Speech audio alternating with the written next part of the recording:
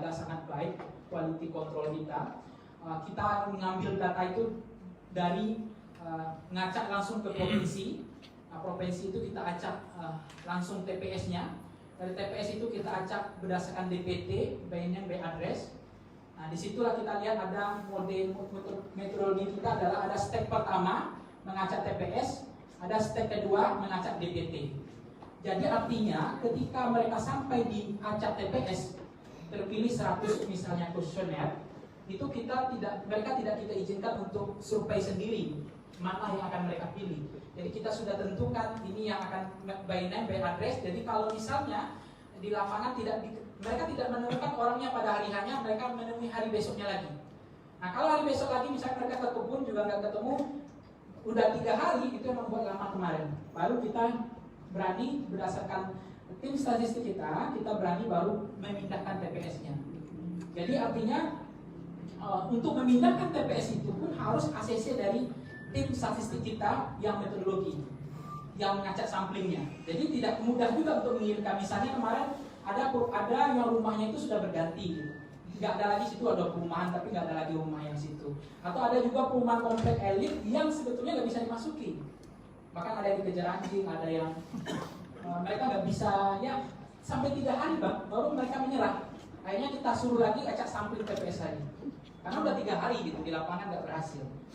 Jadi mereka itu ada yang petani, ada yang ke gunung, ada yang nggak ketemu, wawancaranya malam hari. Jadi itu yang kita acak. Jadi ada step 1 sistematik.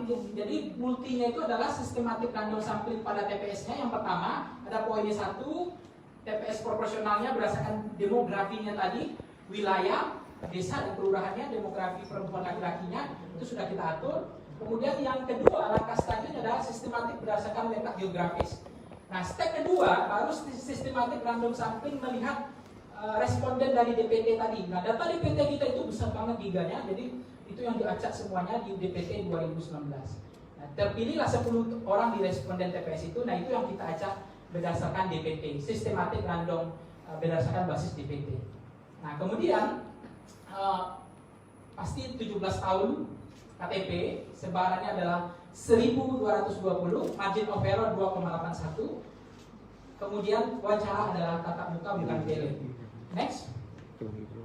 Nah, ini quality control, bagaimana kita membuat agar penelitian ini trust terhadap lembaga ini naik. Kita percaya, kita ingin mengatakan bahwa quality control menjadi kunci. Karena di dalam survei ada 2 potensi, ada sampling error, non sampling error. Nah, 2 potensi ini bisa terjadi. Nah, kita mencoba untuk melakukan quality control mulai dari double validasi kuesioner. Artinya validasi kuesioner itu dilakukan berdasarkan titik koordinator wilayah tadi yang dilakukan oleh verifikator terlatih. Ada 3 langkah. Pertama adalah memverifikasi, kemudian mengkonfirmasi, kemudian memvalidasi. Nah, tim verifikator pusat itu yang kemudian mengkonfirmasi, termasuk kita ada rekaman audio. Jadi ketika mereka wawancara pada pertanyaan 1 tentang pilpres atau partai politik, ada rekaman audionya yang harus mereka kirimkan. Kalau enggak, mereka nggak dicairkan uangnya. Jadi kemudian ada juga verifikasi foto titiknya. Kemudian ketika mereka ngasih pesertanya, nanti kita lihat kan fotonya. Ketika mereka ngasih minyak gorengnya, sembakonya, ada fotonya. Nah, itu memastikan foto itu untuk kita verifikasi lagi. Kita cek ulang lagi, benar nggak mereka turun, benar nggak foto titiknya benar atau tidak. Nah, itu yang perlu kita verifikasi. Nah, spot checknya itu 20% ditelepon oleh koordinator wilayah tadi. Kita ada 9 wilayah, 9 koordinator wilayah.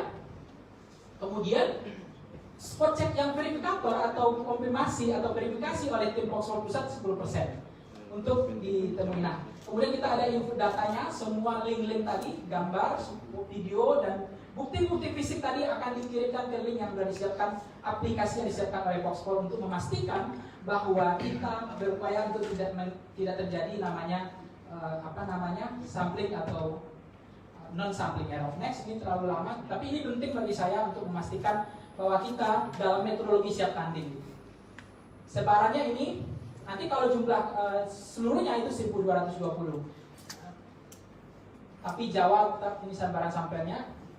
Ada Sumatera, Kalimantan, kemudian Jawa, Sulawesi, Maluku, Papua, Bali, NTT, NTB.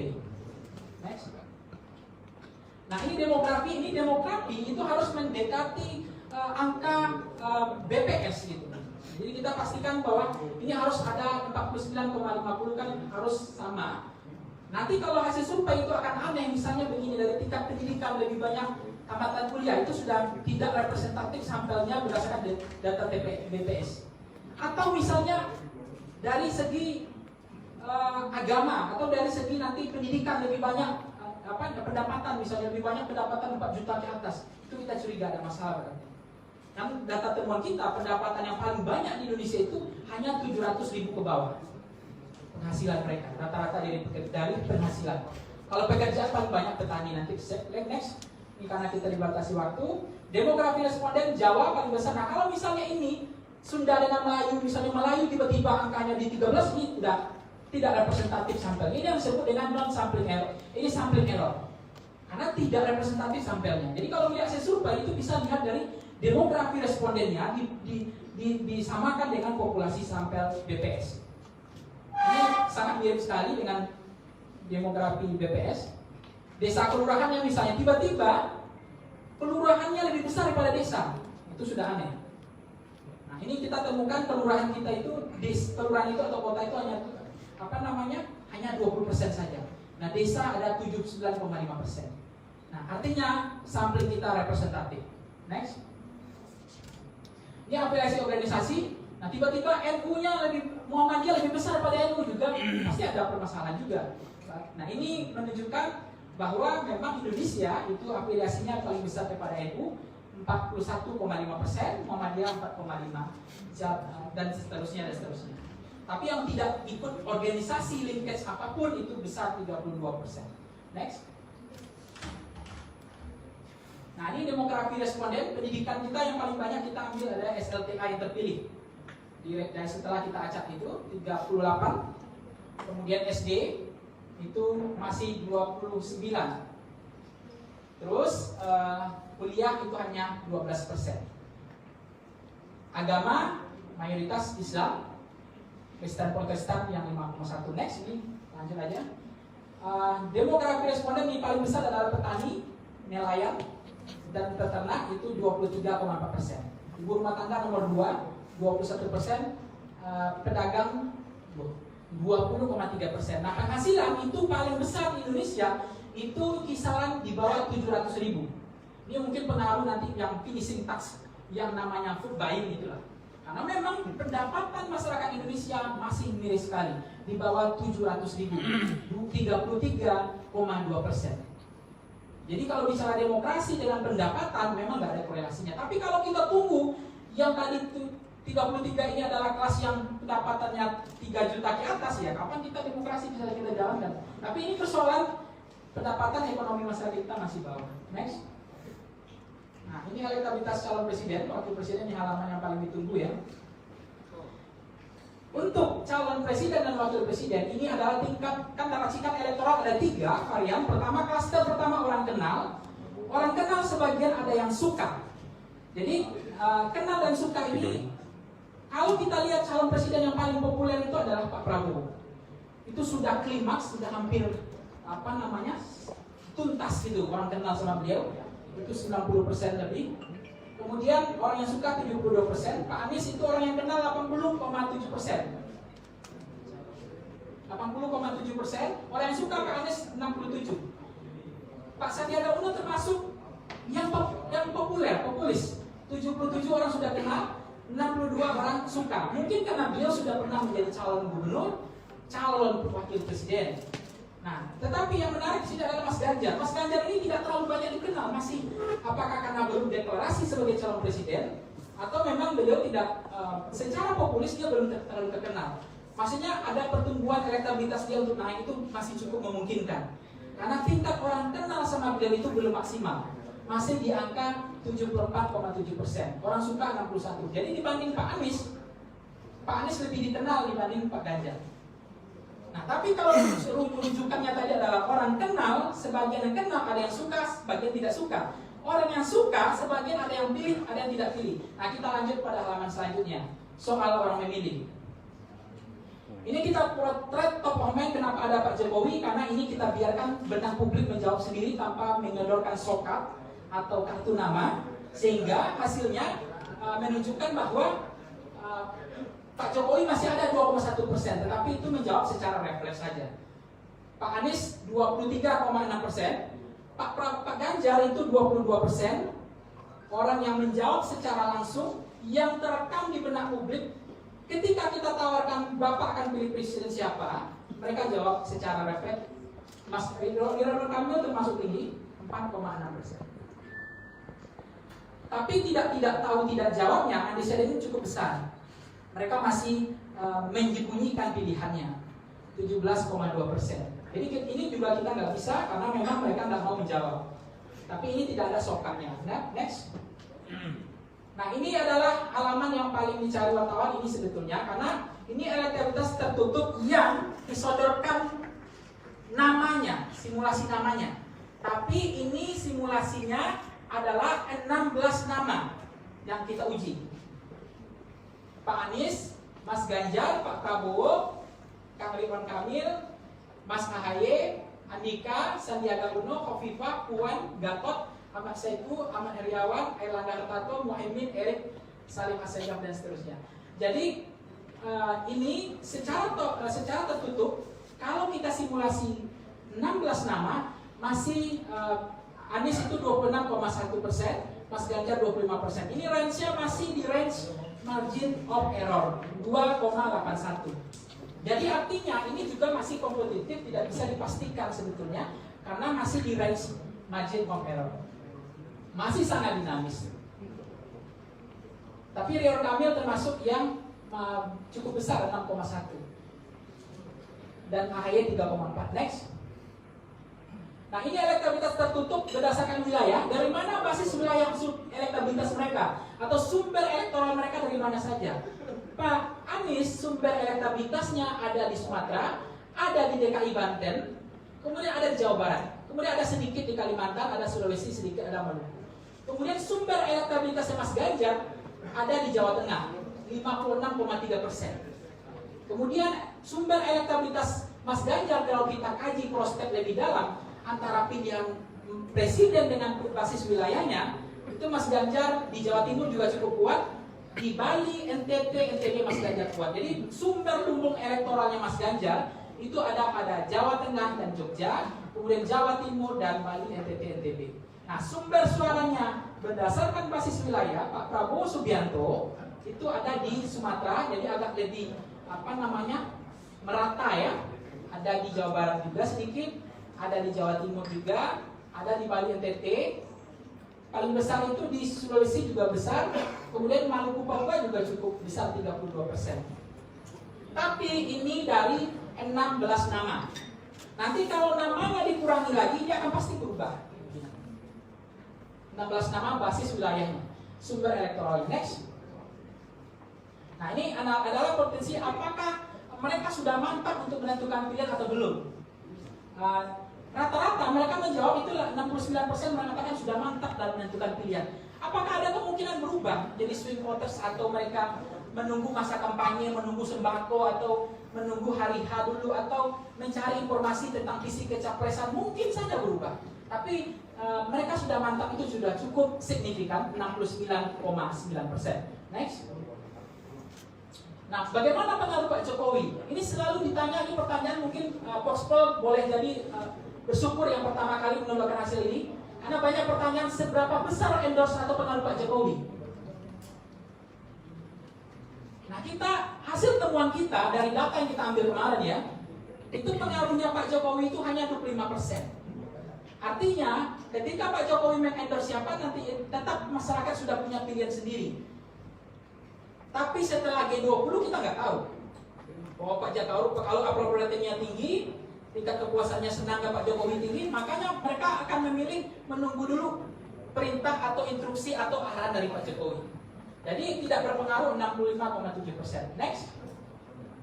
Nah, pengaruh Pak Jokowi kalau kita lihat itu paling besar itu dari yang tadi baseline-nya 25% tadi, itu kayak Pak Ganjar 32,1%, kayak Pak Anies 22,3%, Pak Prabowo 18,7%. Nah, kalau kemudian dikatakan antitesis bahwa Pak Jokowi dengan Pak Anies ini batal ini, mengalami patah di tengah jalan ini. Artinya yang tadi Pak Jokowi berpengaruh bagi pilihan mereka, ternyata juga basis pemilih Pak Anies masih milih Pak Jokowi. Jadi kalau kemudian ada tagline itu Bang, ya dari Nasdem juga memilih saya nggak hadir ya, bahwa lanjutkan kemudian apa? Perubahan ya. Ya, continue dan perubahan. Itu akan menjadi bunuh diri bagi Nasdem juga. Karena jangan-jangan orang juga masih senang dengan Pak Jokowi. Jadi kalau dikemukakan perubahannya saja, ya perubahannya saja, maka basisnya Mas Anies bisa terganggu. Karena juga pemilih Pak Anies itu juga masih berpengaruh Pak Jokowi pada irisannya. Next. Latar belakang capres yang paling ideal, lagi-lagi tetap militer sipil paling besar 20,6%, kemudian sipil militer 16,2%, sipil ulama santri 15%, militer ulama santri 12,8%, kepala daerah militer 12,6%. Tapi yang paling banyak kan tetap militer sipil. Tapi bagaimanapun konteks ini Jawa dan Jawa paling sedikit ya, tapi tidak tahu tidak jauh undecidednya masih besar 13,5%. Tapi kalau kemudian kepala daerah dengan militer cukup signifikan, militer dengan santri juga. Nah, next. Nah ini adalah elektabilitas calon presiden 10 nama. Ini menarik. 10 nama yang kita potret, ketika kita sokar, kita kasih 10 nama sokar itu siapa yang ibu bapak pilih? Itu Mas Ganjar unggul 25,8%. Mas Anies 25,4%. Jadi sangat kompetitif yang tiga ini. Pak Prabowo 21,1%. Jadi dari 11 nama yang kita uji, tiga besarnya adalah Pak Anies, Mas Ganjar, Pak Anies dan Pak Prabowo. Next, tiga besarnya. Oke, ini adalah elektabilitas kandidat berdasarkan wilayah. Ini tadi sudah dipotret tadi. Tapi kalau ini yang 10 namanya. Tadi kan ada yang 16 nama, kalau ini yang 10 nama basis wilayahnya. Termasuk misalnya kita lihat Mas Ganjar itu kuat di Jawa Tengah, tetap masih sama. Jawa Tengah, Jawa Timur, Bali, TT, Mas Anies itu dekat di DKI Jakarta, Jawa Barat dan Sumatera. Pak Prabowo merata. Next. Elektabilitas berdasarkan kandidat. Nah, ini menarik data ini sebetulnya. Kenapa nggak bisa nempel ya? Baterainya.